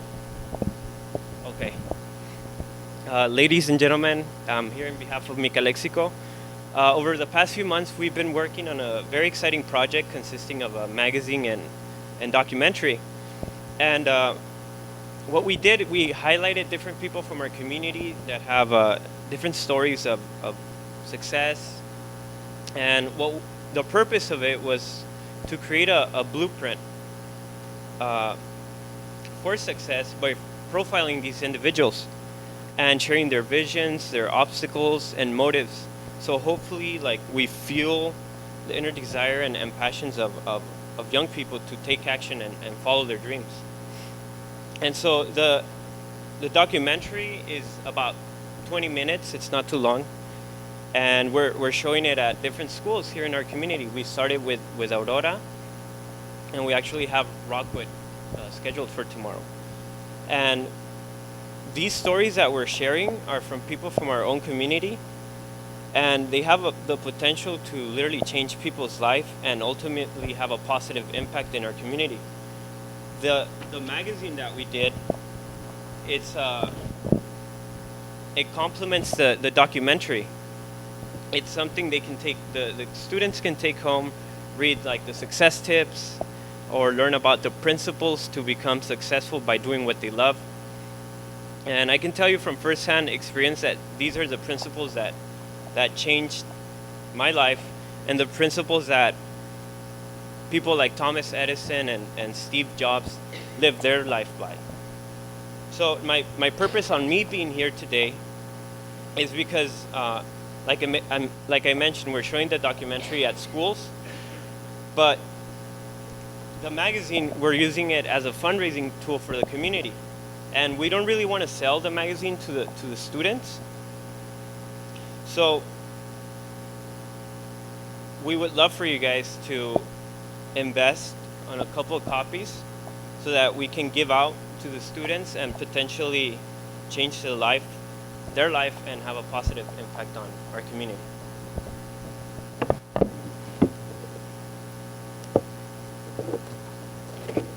Each copy is $1.50. You've given presentations at some schools already. Could you just tell me again what schools those were? Our first school was Aurora. Aurora. And we have Rockwood scheduled for tomorrow, actually, and next week we're presenting here at Wheelie. And then obviously the whole school district in Hopes. Okay.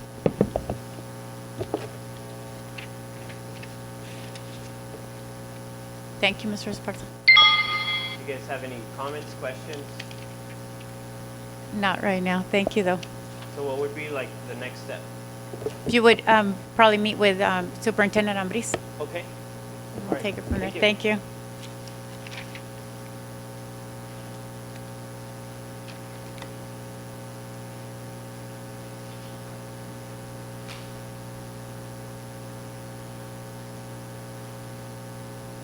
That's all we have under public comments. We're on item M of our agenda, discussion, possible action.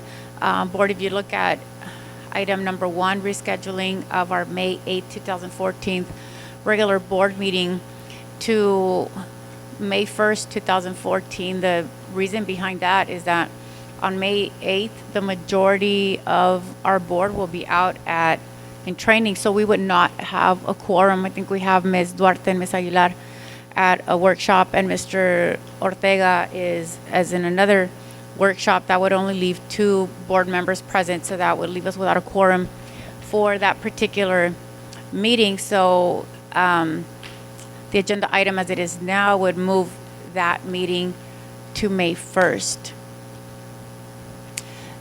So we could have a discussion about it.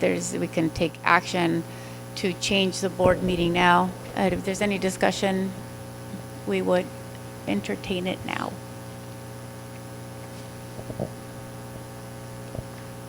I'm okay with that. I don't have anything. that day? I'm available that day. We would, What day? May 1st. I tentatively agree. I'd have to check my work schedule Thursday. I don't think it's a problem, but I'll have to confirm definitely tomorrow. okay. And so for scheduling purposes, if you would entertain a motion to reschedule our May 8th regular board meeting to May 1st, 2014, that is my motion on the table. I second it. Is a second by Mr. Ortega. Any additional discussion? If there's none, can we vote on the motion? All those in favor signify by saying aye. Aye. Aye. Aye, the motion carries 5-0. Those voting in favor are Trustee Ortega, Trustee Calderon, Trustee Duarte, Trustee Aguilar, and myself. Item number 2 under section M is a pool update. I don't know who's giving the pool update. Ms. Ambriz? Yes, as you're aware, last night we had a joint meeting with the city of Calexico, and 3 trustees were present. We had Trustee Calderon, Trustee Duarte, and Trustee Aguilar, in addition to 4 council members. And so at the basis of the discussion was, would Calexico Unified and the city of Calexico agree to pursue the pool matter in the event that we being both entities, be able to secure the alternative funding through Measure H. And so that was really what the discussion was about yesterday. It wasn't to actually go forward with anything at this point, but should we go forward, should we be able to secure the alternative funding, would we go forward as a district? And I believe the vote last night from our 3 board, our trustees, was that we would. Could you clarify then what the vote meant moving forward is going to allow the district to do what? Explore funding options? Yes, one of the main issues now is that if we go forward, that we would seek, both the city and the district would seek funding in terms of a $900,000 loan from Measure H. Each entity would try to secure that loan from Measure H. It would be an interest-free loan for 15 years. That equates to, I believe, $60,000 a year for the repayment of that obligation, should we enter it. And so what it's saying is, what yesterday's agreement is that if we're able to secure that funding, then we would move forward in going with the pool. And that's I could have the trustees, further elaborate on it, but that's really what the essence of last night's meeting was about. Okay. And I was not at that meeting, so I don't know if certain things were addressed. Number one, it would be is if we're qualified right now, would that put us in a position to be looking for a loan, or is there something that would prevent us, some sort of ed code that would also prevent districts that are self-qualified to pursue a loan? And do we have a 15-year projection plan that would give us a financial assurance that we can pay this? And in addition to that, we're working on a facilities master plan. How does the pool fit into that plan? I don't know if this was discussed last night or these things were brought. There were some items. There was a questioning in terms of whether we would be, because we were self-qualified, and Mai spoke to it, saying that it was due to resolving some audit concerns, and I think her said there is reason to question it, but that as we resolve it, we should go from qualified to certified. Am I correct, Mai? Yes.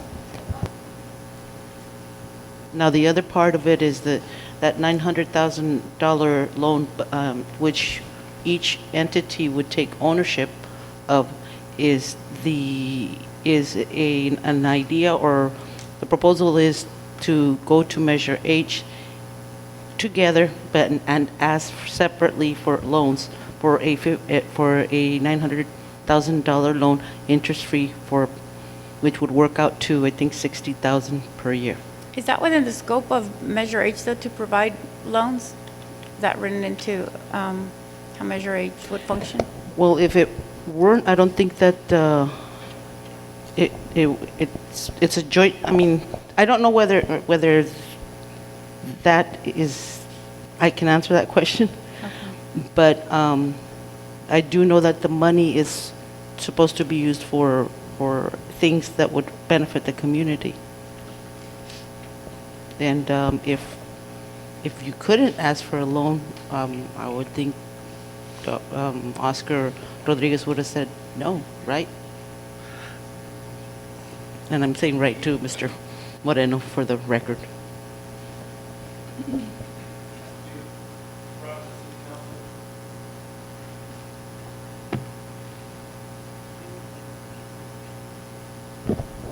Honorable board members, it has to be brought to the city council as an action item. The city council has to approve the loan, and then the school district would have acquired the $900,000 to be paid back 15 years at $60,000 a year. That's basically it. The city council has to approve the loaning of the money. Okay. And there's a Measure H committee, though, There's a right? Measure H So committee. that committee has to first approve it and then... No, the Measure H committee would need to make a recommendation. Whether they do or not, the council would also need to take action. Either go with a recommendation or recommend it themselves. Oh, I see. May I make a comment? Yes. Just to clarify in regards to Measure H as to the scope of what it can fund, it's my understanding when it was first sold to the community for voting purposes, it was for public safety, seniors, and recreation. But my understanding, and maybe Mr. Moreno can correct me, that Measure H funds can be used for anything that the city's general fund can be used for. So it doesn't necessarily have to be within the scope of what it was sold for, or, so just to clarify Right, that. so recreational facilities would clearly fall under that. I just don't know if asking for a loan on that type of funding is... Yeah, no, I just wanted to clarify the that norm. because even if it wasn't for that, I mean, anything that the city, anything that the general fund from the city can spend it on, that's what they can use it for. So it doesn't necessarily have to be that. And the loan is not a loan to the school district for our purposes. It's for the joint of the pool. Correct. For a joint use. Okay. Any further discussion? Any other questions from anyone on the board on the pool update? Okay, seeing none, we're going to move on to item N, our consent agenda that you have before you. As you look through it, I would like to pull item number 5, the contract with CUSD and Jenkins for child nutrition services, on the premise that while the substance of the contract remains the same, some technical additions have been made to the contract by legal. Hard copies are available to the public, and I believe the contract can be pulled up on the screen so that you can see the contract before you. I'd also like the board to know that when we do get to this item and there's a motion, the motion should include who it is being awarded to, because while we have that information in front of us here at the board because we received the updated contract, I think what the public has in front of them does not have who it's awarded to. I have a plain copy, Madam President. Right, and so that, what you would have before you would be, and you don't have the one with all the red marks, that would show the difference between what was added by legal and what the public has was, let's say, the first draft. So I'm pulling it for that reason, and if anyone needed it pulled for further discussion, we can certainly discuss it when we get ready to make a motion on it. Is there anything else right now, though, that the board? Item 16, please.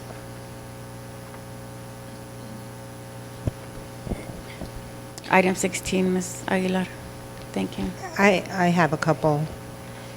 I have item number 6, item number 8, item number 9, item number 12, and item number 14.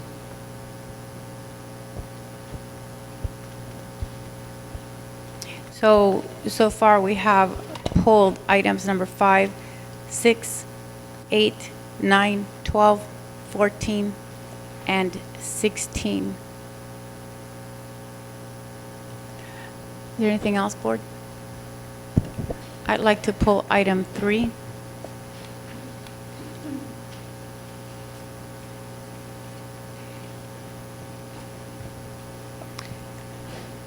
Item 11.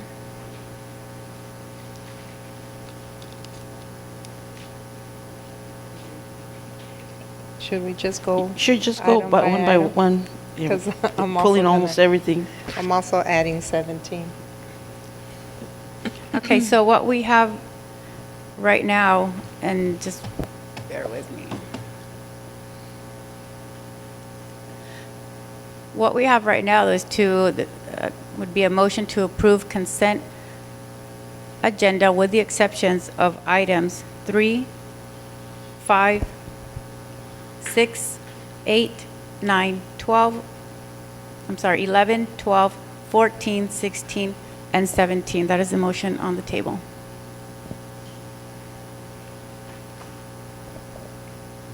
Is there a second?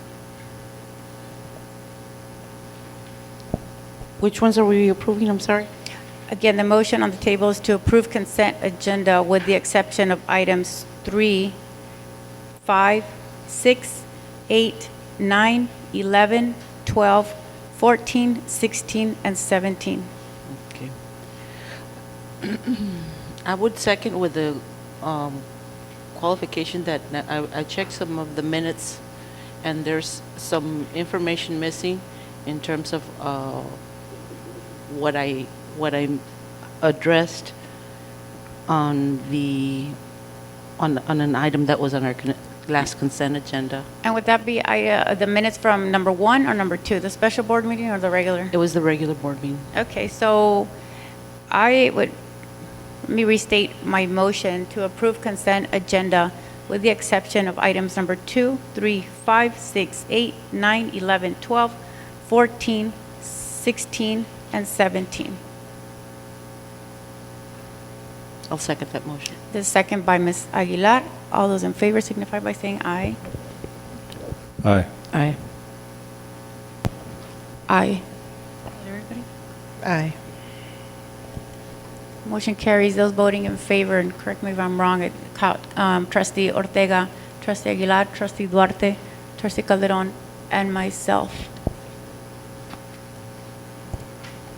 Thank you. Item number 2, Ms. Aguilar, would you like to point out the I'm trying to pull discrepancy up in the meetings? the item.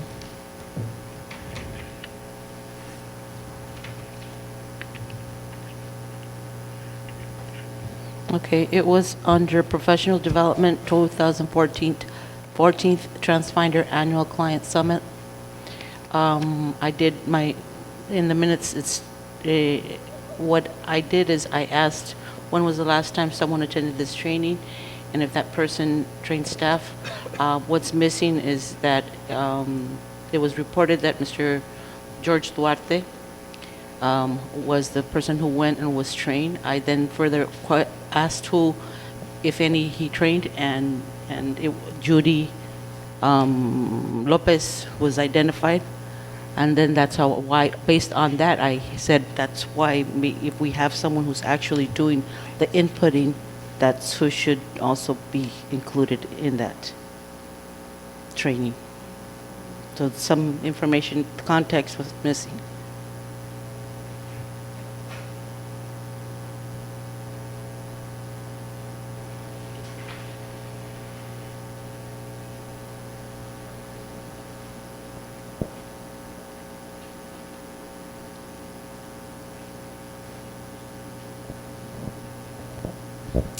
Sorry,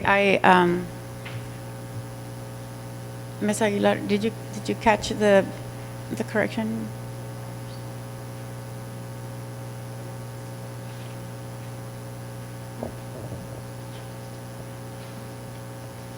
Ms. Aguilar, would you restate what you would like added or revised from the minutes?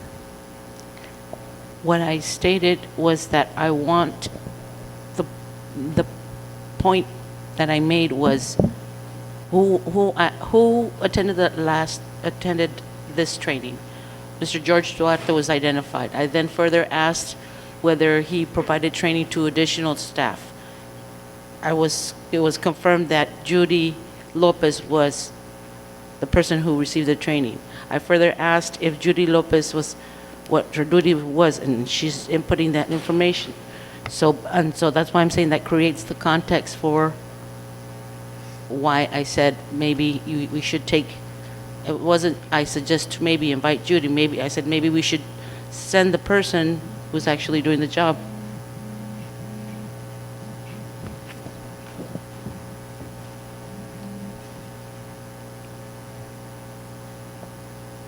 Furthermore, I think we did ask and give direction to identify whether there's an additional cost needed to certify that person who's doing the job.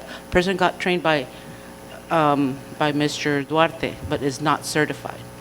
So that was an additional inquiry.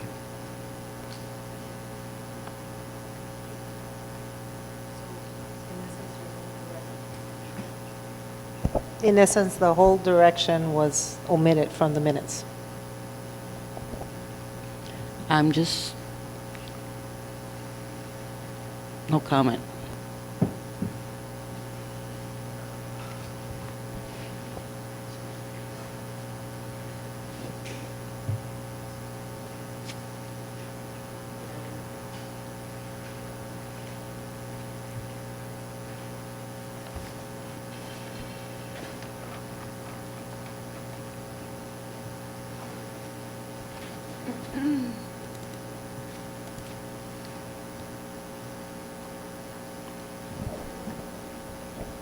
Did you catch it? Is there a motion, and Ms. Aguilar, on item number 2? May I please have it read back to me?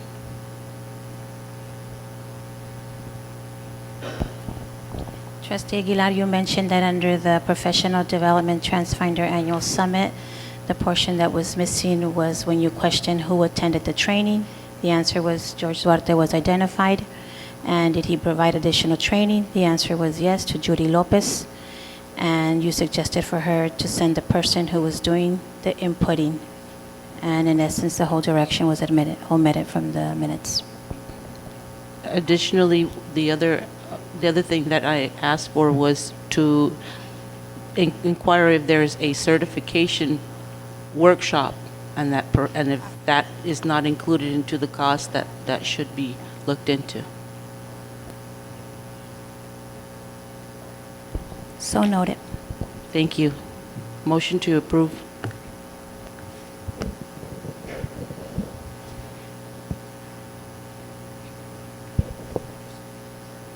I'll second that. We have a motion by Ms. Aguilar on item number 2 under consent agenda, and a second by Mr. Calderon.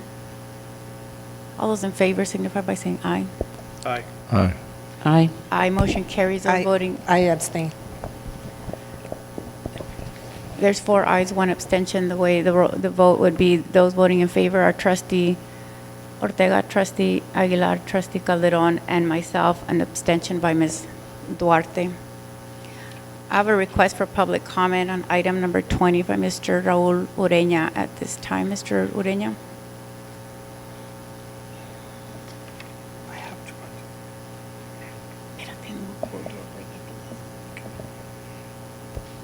Good evening, board members.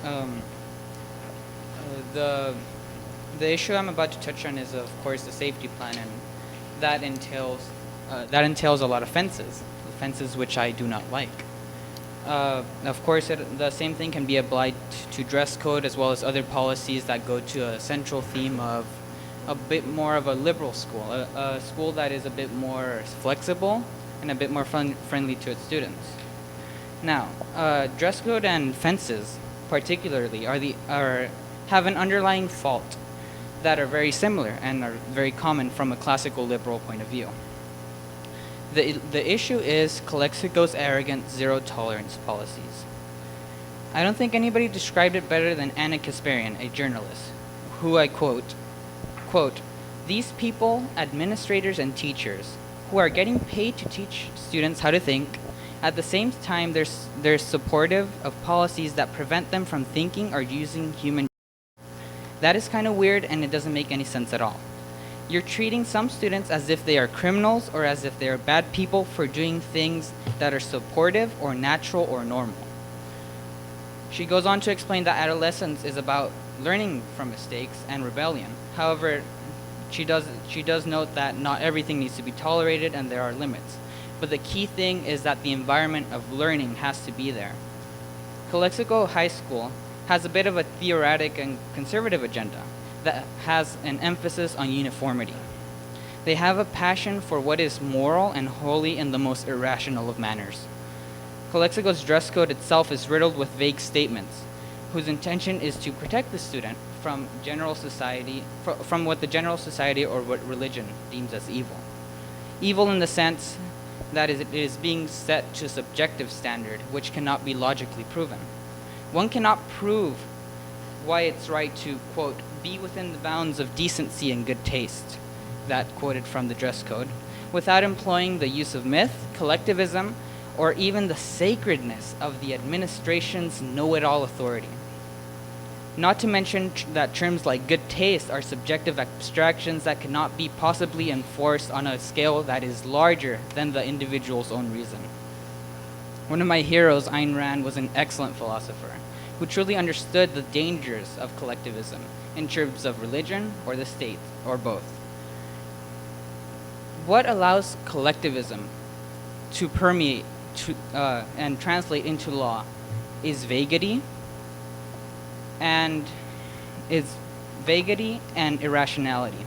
And that is dangerous because it destroys every last bit of individuality of a human, as it puts it in the hands of the whims of some individuals who have some higher ideal, which they cannot prove rationally.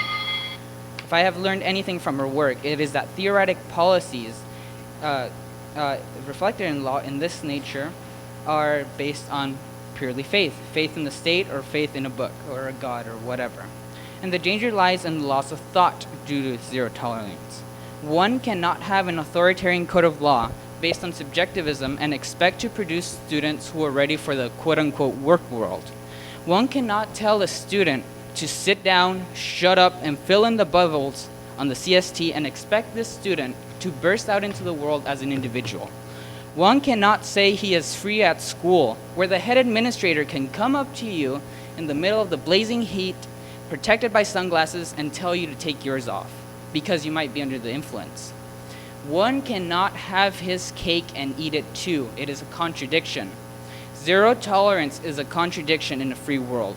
Zero tolerance means that the authority has gone intellectually bankrupt, in the sense that they have become corrupt with absolute power.